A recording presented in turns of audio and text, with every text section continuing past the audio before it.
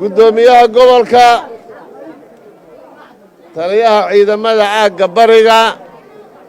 gudoomiyaha gobolka Haysimo madaxda kale ee gobolka waayeelka iyo waxgaradka golahan fadhiya haweenka iyo dhalinyarada dhammaantiin salaamu calaykum waraxmatullaahi wabarakaatuh bal horta marka ugu horreysa waa inaan ogaanaa ummad waliba taariikh bay leedahay qaranka dastuurkiisu waxa ugu horreeya uu cuskanayaa waxa weeye halgamadii qarankan ka soo dhacay oo ka soo halgamay oo ugu horreeyo halgankii daraawiishtu had iyo jeer halkan marka aynu joogno degaankan ama degaamo kale waxay moodaanoo hadda hadallada aan maqmaqlayin ahaa halkan laynagama xigo halgankii ugu dheeraa ee qarankan waxa uu ahaa halgankii daraawiishta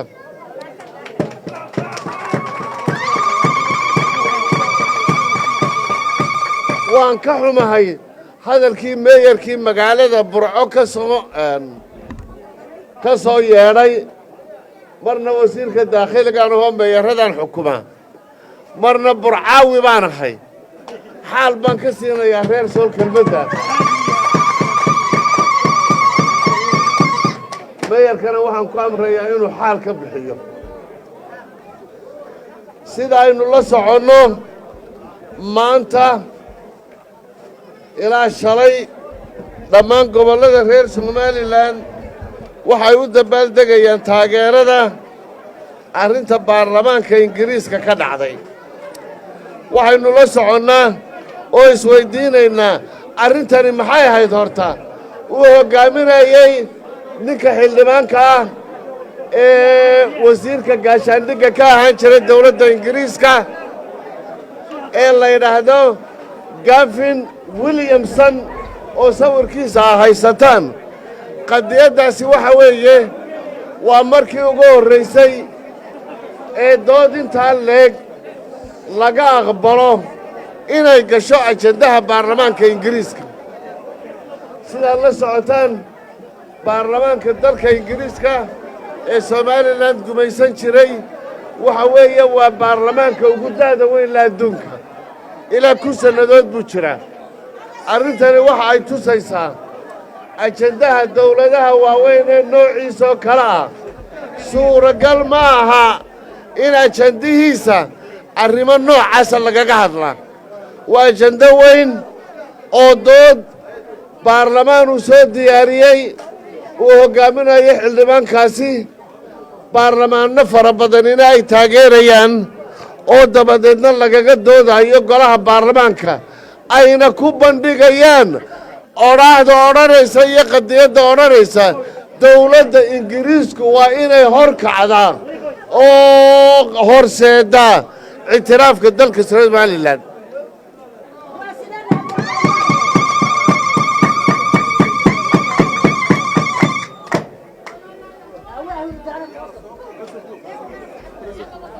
arrintan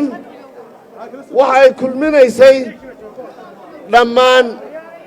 saddexda xusbi ee waaweyn ee dalka ingiriiska oo dawladdan iminka ka wada taliya iyo xusbiyada yaryar xildhibaanadooda oo dhan baa ka tirsanaa oo qadiyaddan soo bandhigayey waxaa laga oggolaaday qadiyaddan in dawladda ingiriiska uu u joogo nin baarlamaan ah oo ninkaas oo ah waxa weeye waa wasiirka qaaradda yurub u qaabilsan dawladda ingiriiska ayaa isaguna u ahaa goobjoog oo dawladda ingiriiska u dhegaysanayey qadiyadda maxaanku dhahdaa ee ay soo bandhigeen qadiyaddan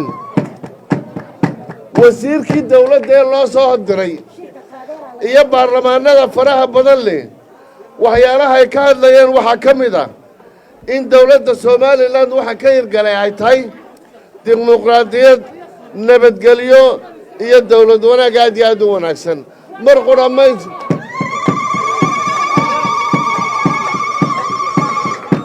waxaa ka mid ah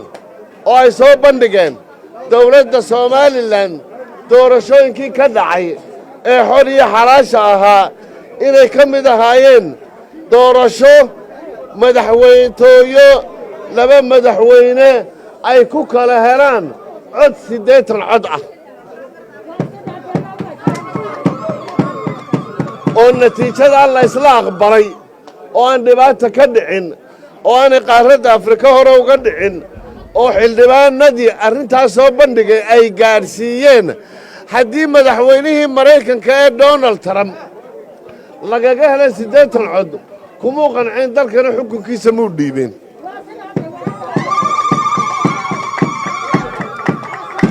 taa waxay ku tilmaameen inay cadaynayso biseelka siyaasiga ee shacabka ka xukuumadda iyo siyaasiyiinta iyo dimuqraadiyadda Somaliland ka jirta maanta arrintan waxaynu ku taageeraynaa xildhibaanada gudaha iyo dabaddaba hase ahaatee waxaynu ka warhaynaa shacabkeenna reer Somaliland waxay ka warhayaan arrinkan sidaan hadda warbixinta idinku sheegay idinkoo ka heeglaya warbixintii oo dhammaystiran idinkoo ka hadlaya maxaan ku dhahdayeen warbaahinta idinkoo ka helaya ayaa waxa la yaab leh inay arrintaa u midaysnaayeen axsaabta siyaasiga ah ee Ingiriiska kuwa dawladda haya iyo kuwa mucaaridka arrintaa way u midaysnaayeen Somaliland dhaqan bay lahayd qadiyadaha maalinta qarannimada in mucaarid iyo muxaafidba loo midaysan yahay maanta waxaa soo baxay in xusbiyada mucaaridka ah gaar ahaan xusbiga waddani aanu qadiyadani nagala midaysnayn aanu qadiyadan taageeraynin oo uu ka hadlayo arrimo hoose oo Somaliland gudaheeda ah oo qaarkood intooda badani aanay xaqiiqo siyaasiya oo jirta aanay ahayn maanta waxaan u sheegaynaa shacabka reer Somaliland ee dibadda ku nool iyo shacabka Somaliland ee dalka gudihiisa jooga siyaasiyiinta noocaasihi meel idinkulama socoto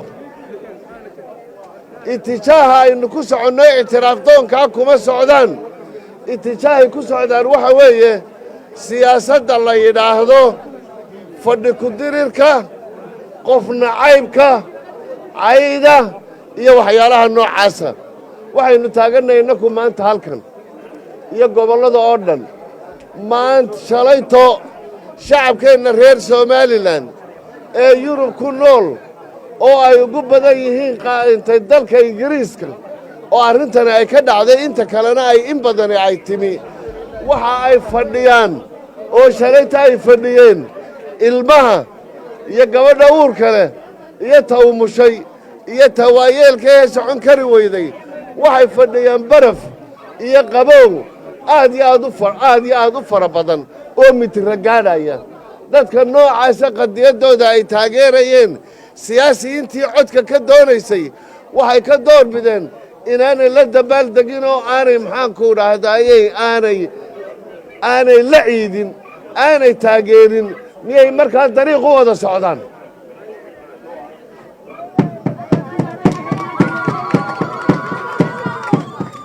maanta waxaynu leenahay dadka shicibka ah annaku waxaannu la taageeraynaa qadiyaddan waxaannu aaminsannahay inay arrintani meel martay arrinta aynu leenahay waxa weeye ee qadiyaddani ay daafurtay inay maanta adduunyadii golayaasha laga taliyo dawladahoodii u waaweynaa inay golaheedii timi oo si rasmiya looga wada hadlaayo in baarlamaankii Maraykanku baarlamaankii Ingiriisku inuu ku darqiyaayo oo xoog ku saarayo dawladda Ingiriisku inay horseed ka noqoto ictiraafka Somaliland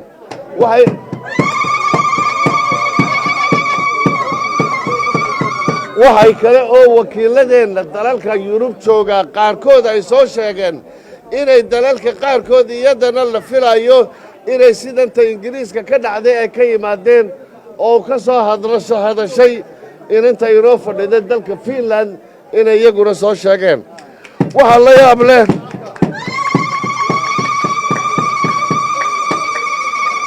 waxaa la yaab leh wasiirka dawladdu ay u diratay mar qura muu dafirin mar qura muu ka hor imanin xildhibaanada aadka u faraha badnaa qadiyadday soo jeediyeen isaguna wuxuu ku soo gebagabeeyey somalilan qadiyaddeedoo dhanna waannu aaminsannahay arrinta xusbiyada iyo doorashadana waannu ka taageernaa waxaana aan filaynaa muddada dhow inay doodani mar labaad ku soo noqoto aqalka baarlamaanka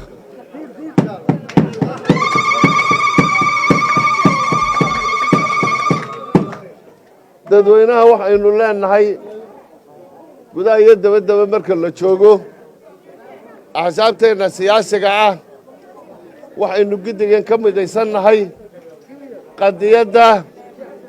qarannimada somalilan ee xambaarsan jiritaanka ummadda nabadgelyadiisa horumarkiisa ictiraafkiisa iyo dadnimadiisa iyo midnimadiisa iyo nabadku wada noolaanshihiisa ninkaanay intaasi u dhadhamaynin somalilan meella kuma laha siyaasina ka noqon maayo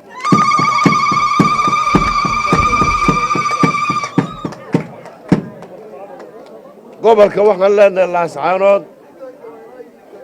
gobolladuu ka mid yahay waynaka maanta nabadgelyada halgan ku ciidayna ku wada fadhina waa halgankii ummaddii soo maray waan la aaminsanahay raggii halgan ka yidhi waxaynu isu diyaarinaynaa laascaanood xilligan ku xiga xilliyada soo socda inay laascaanood ay ka mid noqoto cidda hoggaaminaysa qarankan reer somalilan